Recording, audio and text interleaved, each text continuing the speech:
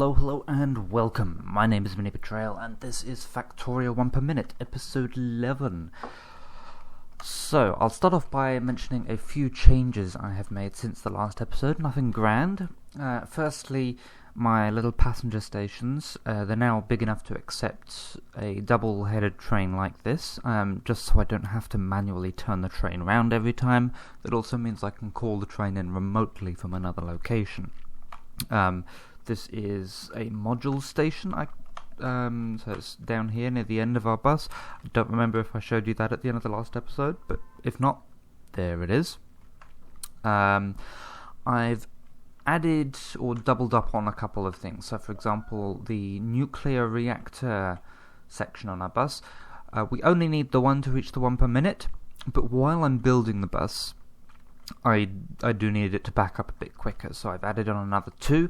I would add on a 4th, but 3 is the absolute maximum that a compressed belt of each of these inputs can take. So there's no point adding a 4th because it won't get any materials. Certainly won't speed anything up. Similarly, for the used up uranium fuel, we only need the 4 here, as this note implies. But I've just gone ham on it. It's not as if we don't have enough nuclear reactors. Everything else on the bus is backed up. So, to help with the nuclear reactors, I've also added on a couple of extra concrete producers.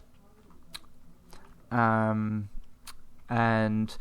while we're not using them at the moment, I've added on another gears module. So there's the one we actually need. There's this one as well. That will help with all of the things that do need gears next time we do get around to extending the bus. Oh yes, and again to help with the nuclear reactors, to help with the concrete, I've doubled up on our stone brick production over here. Okay, we were getting attacked a little bit up this line here, so so there were a couple of bases about here-ish, I think there were. So on the edge of pollution, there's an awful lot of pollution. I've reinforced this line with a couple of extra guns. I've repaired and re-ammoed the guns that were there, and wiped out all of the biters that were in this area. One thing I forgot to mention as I was giving the base tour was this other addition I've made in my fluid section. It's a kind of deep storage for my 3 main oils. A quick little explanation of what it does. These pumps up here, they will only activate if the tank just above it has more than 10,000 things in it. And then that gets pumped down. These ones at the end will only pump out of deep storage back into main usage if C, B, or you can probably guess this one, is A. And A, B, and C are controlled by these up here, and that is if all 3 tanks together have less than 5,000, then it will pump back from deep storage into main usage. Also, these 3 tanks at the bottom here, if any of them are empty, then, where is it? This pump will turn on, and we will start making new oils. If all 3 of them have something in it, then we will temporarily shut off oil refinery. If light oil is more voluminous than petroleum, this one will turn on, and we'll start cracking light oil into petroleum. So it's just a little bit to help mitigate backing up, because while everything else, it doesn't matter if it backs up, in fact it's good if it backs up, these 3, if it starts backing up, it will hinder production of the other 2, so I don't want that. Okay, so the next thing we need to work on the bus is the military products that I suggested we would work on this episode in the previous episode. However, there was a great big lake in the way. You can see I've started landfilling it already. Now, this lake that went up to sort of about here, I've already put in a good 12,000 landfill into that. and I simply don't have enough landfill to finish, so I'm going to let my base continue building up a stockpile of landfill, and I'll come back to that. This episode we are going to work on improving the train station. Since the end of the last episode, while I've been working, iron and copper ore have made their way back up to positive numbers, so to speak, so I've got 14 and 13k there. But as soon as I extend the bus, we'll just run into the same problem again. So we are going to tear up this whole thing and redesign it from scratch.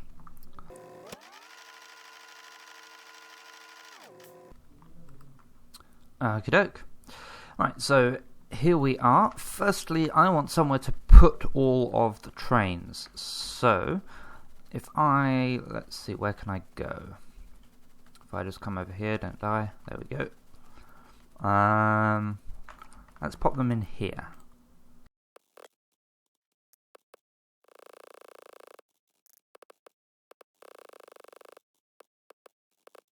There we go. Finally, all of our trains are off the grid. Okay. Now, let's rip this up.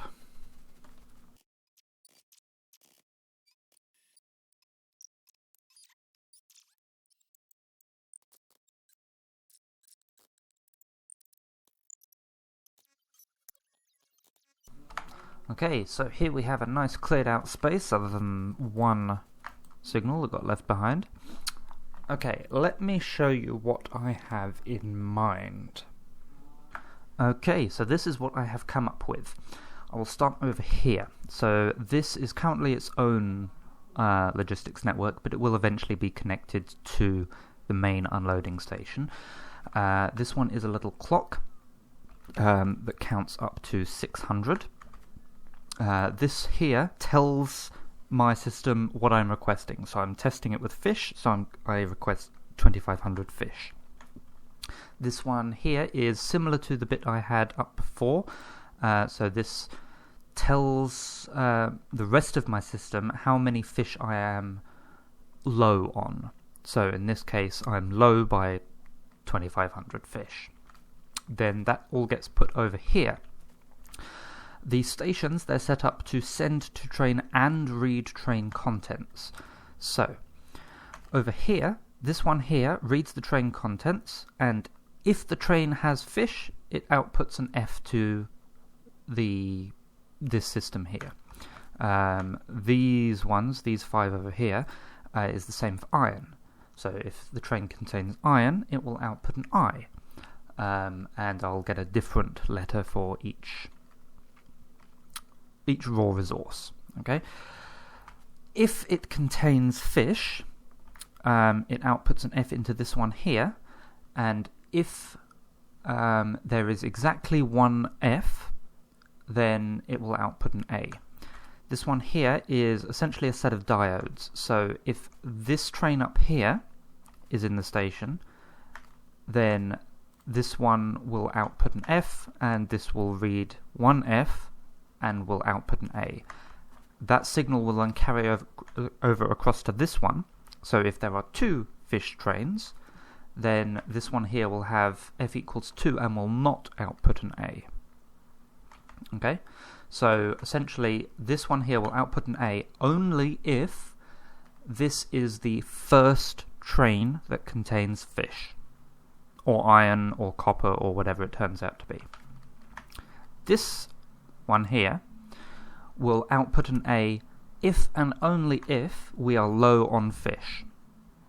And this one will output an A, that one wants to be an X.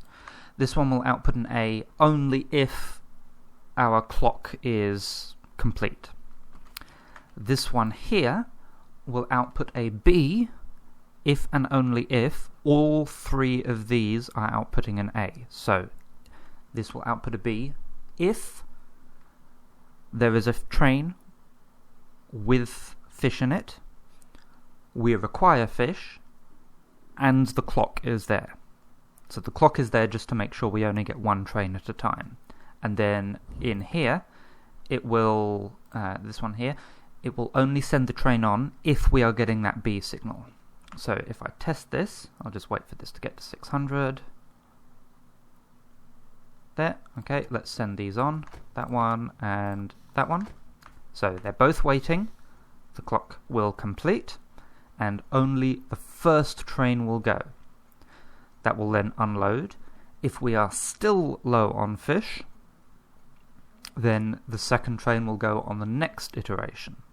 Okay, so we'll have a bunch of these 5 for each raw resource: fish, wood, iron, copper, uranium, etc. It needs a little bit of tidying up and extending out to all of the relevant resources, so I will do that now. Okay, so this is my tidied up version. Now what we need to do is actually put it down where we want it to be. So I'll pick this one up. Okay, now how many trains do we actually have at the moment? 1, 2, 3. 1, 2, 3, 4, 7, 1, 3, 6, 9, 10, 11, 14, 16, 17, 24, 25, I think that is. Okay, so let's put down a bunch of these guys.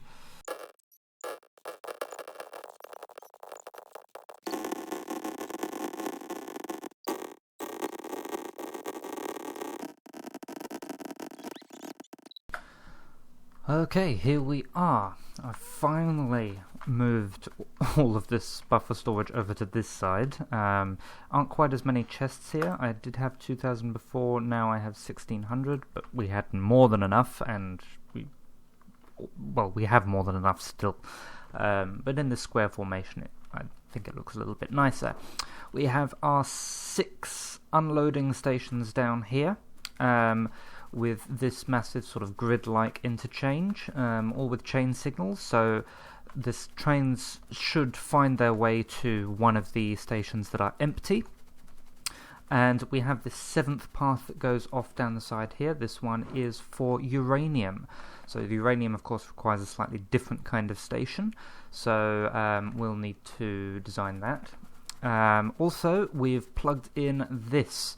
So this is our array of arithmetic combinators that take how much we have in logistic storage and subtract how much we want. So these 3 constant combinators up here. This one is what sets the logistics request for the fueling chests. So you see it's set requests. By the time the signal gets to these, that will be the only actual material in the circuit network. So I mean it'll probably be requesting like A's and B's as well, but they're not real things. So it'll only be requesting coal to the point of 200. So those trains will remain fed. When the time comes, I will change that over to rocket fuel or nuclear fuel or whatever it's called. This one here is what I want. So I want 30,000 wood, 200,000 stone, 1 million iron, 1 million coal, 100,000 uranium, 2,500 fish, and for coal I've taken the second letter because obviously C shares a letter, copper shares a letter with coal, so O is coal. They are taking the logistics network contents from this robot port here. Thank you, General Zero. So all that remains to be done to turn it on, so to speak, is to connect those two together, and we should immediately start having that coal delivered. That's really rather pretty, actually. Anyway, yeah, so they've each got their 200 being requests. Excellent. Okay, now let's work on a uranium station.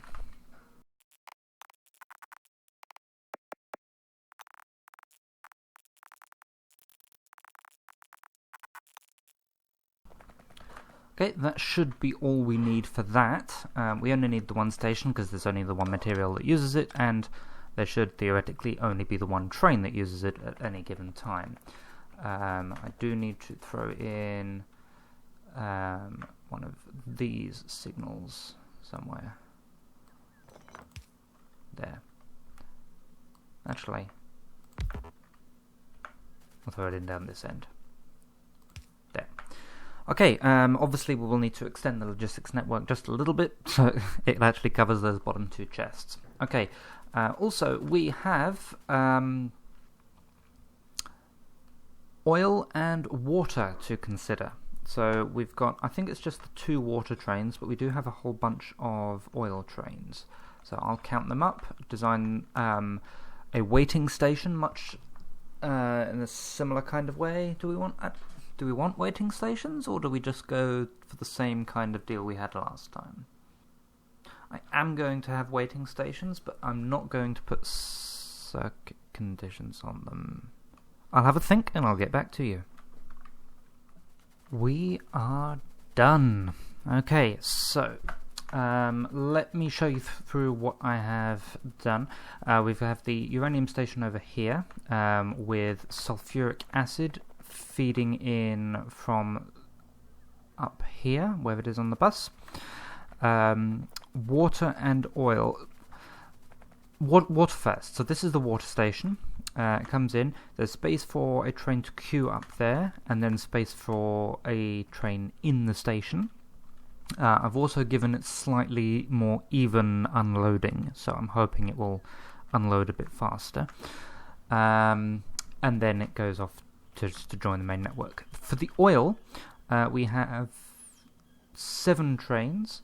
So what I have is 6 waiting stations where it will go.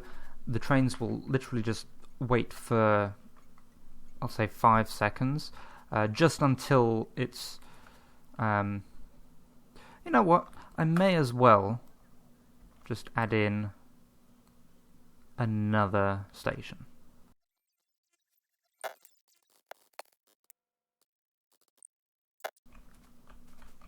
Okay, so I don't actually have a station on me, nor the materials to craft one, but there is the 7th station. Okay, so we have 7 stations.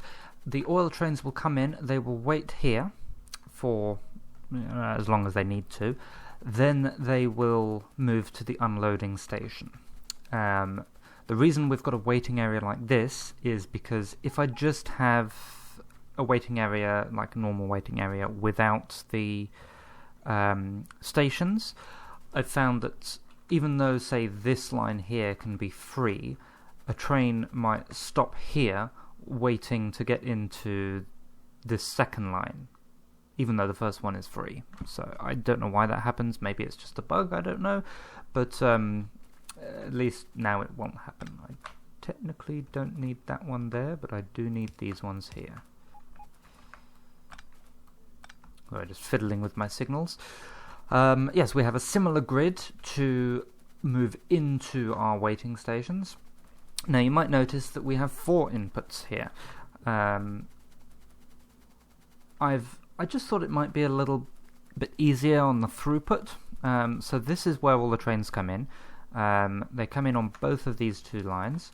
From either of the 2 lines, they can move to any of the 4 input lines. Yeah, so there's the first one, and the second line can do sort of whoopsie around there, or straight into those 3. Oh, there was another thing I meant to do, which is that. Doesn't make the slightest bit of difference to how things run, but it leads into over here, which is my passenger station. So it packs Omni. So we're down the bottom now. I had to change this junction that leads off towards the water and the fish. It literally just leads in there, and where the whole station lets the trains go, it just comes out and just straight back there. All of the trains, so we've got 3 of our Omni stations plus the uranium station lead on to this bottom line here. The other 3, our water and our oil, all lead onto this top line here. They then have a track switcher just in case they decide that they want to go another way, and then they lead out into the main network.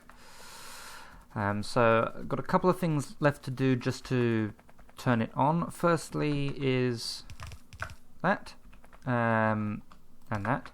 That will just feed sulfuric acid in for the uranium, and will eventually pump out from our stations. Speaking of pumps, I might actually... yes, you know what? I think I will, if I can find a good place to put it. This'll do. Yeah, I might actually put pumps in. Oh, that's even powered. That's good. Okay, right.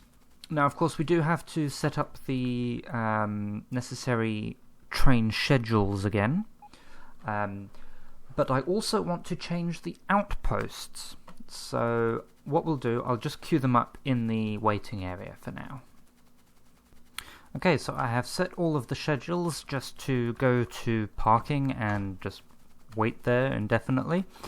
The only real way I've sort of fed them back into the network is up here, so they will actually take a very long way round. So they're going to go up here along the old train network, through my base, through the new bus, and again over here, where just as a shortcut a little while ago I put in these lines here which connect the old and new train lines.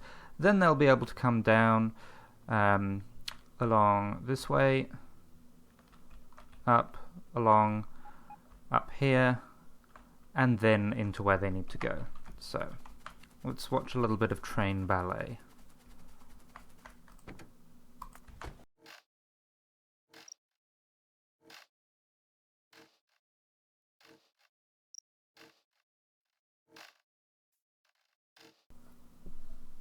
Okay, so here comes the first train into the new waiting area. There we go, it's parked up over here.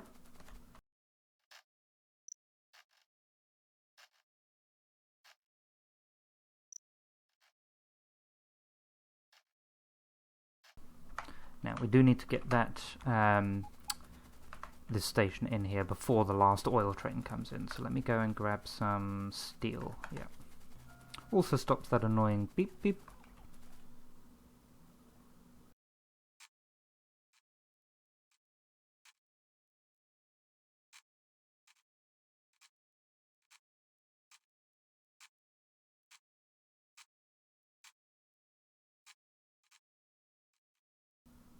Okay, and the fish train was the last one.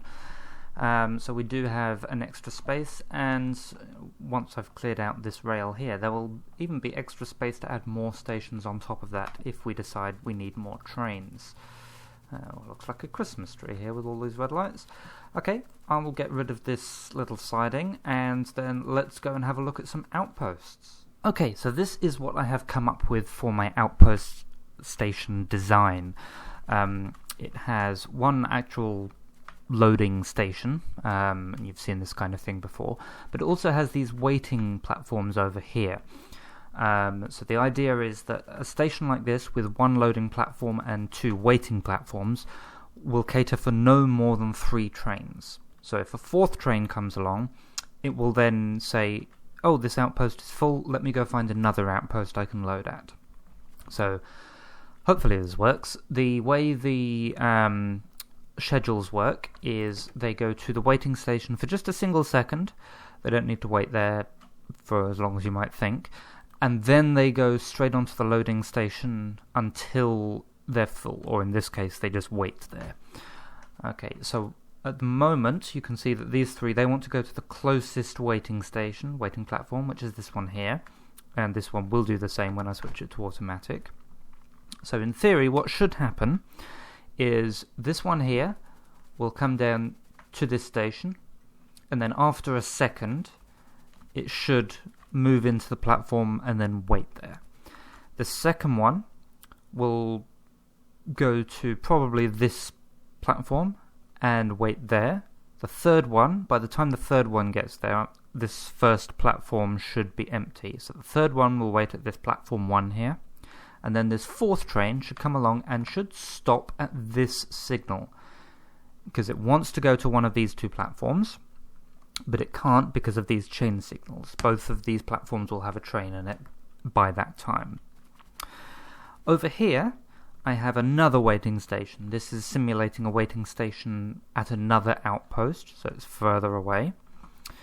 And and this wagon here is simulating that other outpost is currently full, because you can see that this wagon occupies this block, and this bypass lane will therefore have something in it, and this train still won't be able to pass it until I remove this wagon. That will simulate a waiting station at another outpost becoming free, and the fourth train should bypass and then go in search of another outpost. Hopefully you got all that. Let's see if it works. Okay, so the first train goes straight to the outpost, because I forgot to tell it to go to the waiting thing first, but it would have gone there and then on. These two have gone into their waiting platforms, that's fine. This one wants to go here, but it can't because there's a train. Now, if I remove this wagon, it recalculates, and it heads off towards the other outpost. So, depending on the geography of the area, stations might have to look a little different. So, the stations won't be exact blueprints of this, but they'll all look fairly similar. Particularly the iron and the copper trains, or copper stations rather, because they have lots of trains and I don't want them all going to the same station. Alright, time to do a bit of building. Okay, so I have put those waiting stations on most places. All the copper ones, all the iron ones, the uranium I've only given one waiting platform per outpost. I've done stone as well. There's stone, there's stone. I have not done oil. My reasoning for that is that the oil loads so quickly, and as soon as there isn't enough for it to load quickly, the whole station turns off anyway, so any trains queued up will then go and find somewhere else. And I have not done coal, because I think I've actually only got the one coal outpost at the moment. And besides that, I've only got the two trains. There's more than enough space for two trains to queue up there without hindering anyone else. I have not done wood, because there's only the one train for that, and I've not done fish for the same reason. I have set up all the train schedules. All of the trains in the Omni Station area have essentially the same schedule. They will wait at parking for 2 seconds of inactivity, so they've got enough time to fuel, and until the B signal is greater than 0. So B is what ended up being the go signal for a particular train. So for example, this is an iron train, so we're looking at these 5 combinators here. 1, 2, 3, 4, 5. This one checks for the clock. This one checks that it's actually an iron train here. This one checks... No, actually, sorry. This one checks one of these. Yes, this one checks the clock. This one checks to see if we want iron. The reason it's not going at the moment is actually because I've just said I don't want anything. This one checks to see if this is an iron train. And this one checks to see if it is the first iron train. So it's if I equals 1. But if you look at the input signals on the right-hand side, this is actually the 9th of our iron trains. So this would be the last to go.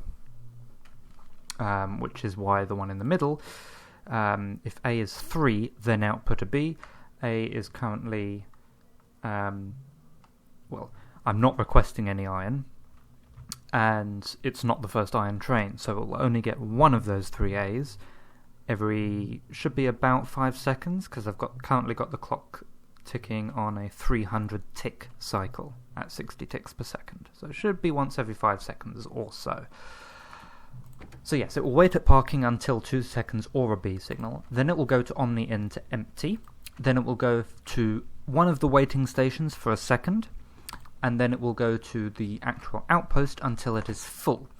All of these are the same, the only difference being the outpost and waiting stations they go to. And the ones without the waiting stations, they just go from in to empty, and then the outpost until they're full. The uranium train is similar but slightly different. It goes from parking until it's fueled and until it's ready to go. Then it will go to uranium in instead of Omni in. until it is empty of uranium and full of sulfuric acid. Or, I didn't want to say 25k because sometimes I've had issues with tanks filling up completely, but that's essentially a full tank of sulfuric acid. It will then go to the uranium waiting station for a second, and then it will go to the outpost. Have I spelled them all wrong? I've only just realised that says Outpost. I will fix that. It will go to the outpost until it is full of uranium ore, or empty of sulfuric acid. Okay. Oil, uranium, and water are all spelled incorrectly. Oh my god. Okay, that's fixed that. The other thing just to mention briefly is that where there are waiting outposts, I have set them to disable the waiting station at the same time as the actual loading station is disabled if a patch has run out. Alright, well that's all that's to be said on that topic. Now, in theory, all I have to do to get everything running is to switch this constant combinator on. That will tell everything what it is that I need, and turn on that green signal for the fluid wagons as well. Alright. Go. Alright, water and oil are off. Oh, we got a whole bunch of things moving forwards. That's wrong. Okay, part of the reason I didn't want everything going off all at once was so that they wouldn't all try to choose the same station and get clogged up like that. Okay, a few false starts there, but I have worked out the kinks in my system, so where I previously had 5 combinators per material, turns out I actually need 7. So, quick run through them. Each group of 7, the first few are the same, so this one checks for the clock, this one checks to see if we actually want the material. These ones here on this side, this one checks to see if this is a stone train. It's not in this case. This one also checks to see if it's a stone train, but outputs a K signal. This one checks to see if it is the first stone train, and outputs a K. And if it is the first stone train, and it is a stone train, then it will output the third A, which will be turned into a B and be sent towards the station. It did occur to me at one point that I could have said, instead of the signal here being B greater than 0, it could have been A equals 3, and I could skip out one combinator, but I've done it, it works now, and I'm not changing it back. The reason for the 2 here is that before it was getting false signals. So for example, I only have the one fish train, so the fish section said there is only one, so even though it's not a fish train, it is the first fish train because F was equal to 1. Anyway, let's now turn it on. Actually, before I do turn it on, I did run a couple of tests, and it was just slightly annoying because there's a radar that's missing here-ish, and I couldn't quite see everything in motion. Anyway, let's go down and turn it on. Why do I have so many logistic spots on me? Let's get rid of them. 67. Oh, whatever, they're there now. Okay, let's turn it on. Okay, so you can see that... the other thing I did was I shortened the time... lengthened the time delay from 5 to 10 seconds, because it works out a little better. Now, the first ones all go at the same time, and they'll all try to go to the first station, which is why these ones are getting stuck. But 10 seconds later, or 600 ticks later, the next row, these will all try to go to the second station.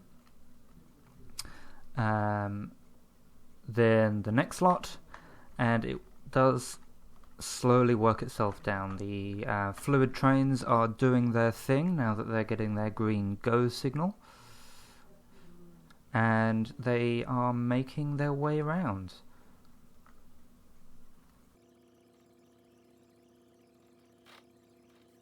Looks like there's a little bit of a traffic jam around here.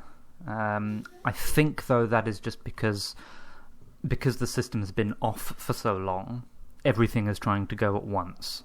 I think once things have settled down a little bit and we're only really doing 1-2 trains at a time, this kind of thing won't happen. So we are missing 712 raw wood, 10,000 coal, 15,000 uranium, 16,000 stone, and about 100,000 copper, 150,000 iron. So this will take a little while for it to work its way back up. But we have a surplus of fish. We have 17 more fish than we need. Jolly good. Okay, let's see if we can find a queuing system that's working. At the moment it's not so bad because these are loading pretty quickly. The theory is sound. If it doesn't work, I have one more idea that I can get, which should make it work. Okay, I'm going to implement my other idea. Okay, so what I do is I'll cut that connection, and then I want a decider there, and a decider there, and one there, and one there.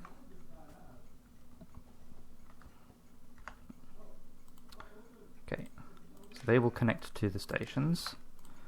These ones will also read a stopped train. Okay, and these ones, if T is greater than 0, it will just output a single T, because it by default will output the number of it's like the train ID or something. Okay, so then if we have 2 T's, then so if T equals 2, we will output a what have we not used? A V.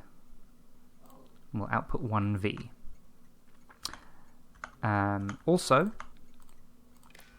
if iron ore equals 0, we will also output a V.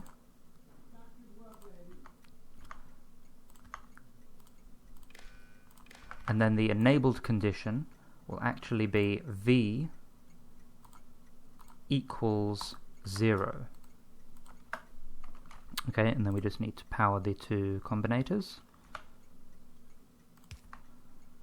Okay, so they should be enabled. Oh, if T equals the number 2, then it can output a V. Okay, so now these ones should be... Yes! Okay, now we just need to wait for some trains to come. Okay, it turns out that because we had only 1 second waiting, while it's there, it's technically not stopped at the station. It's actually... it waits there for 1 second, then it moves on, but it's actually stopped at the signal that's behind it. If I take the signal out, the train will just go and crash into the next one. So, we can't quite do it like that, but there is a way we can. So, let's just tidy up here. Get rid of the cables I don't need. Okay. What we actually want to do is read these guys. So what they will do is they will read their color and send it to the network. Whoops. So you can currently see both of them are red, which means there are trains in those sections. If we send this signal up here, so we have our decider combinators. Would be a similar kind of thing. Okay. One of them will check if iron ore is greater... Whoops. If iron ore is equal to 0, then output a V. Just one. And then if red is equal to 2, the number 2, output a V. And then enabled only if V is equal to 0. So there are trains there at the moment, so the station is disabled. Put them onto automatic. I need to put that back down to 1 second as well. Okay, so he's trying to go to the outpost, he's trying to go to the outpost, they are still disabled. If I put this train back onto automatic, as soon as one train leaves its block,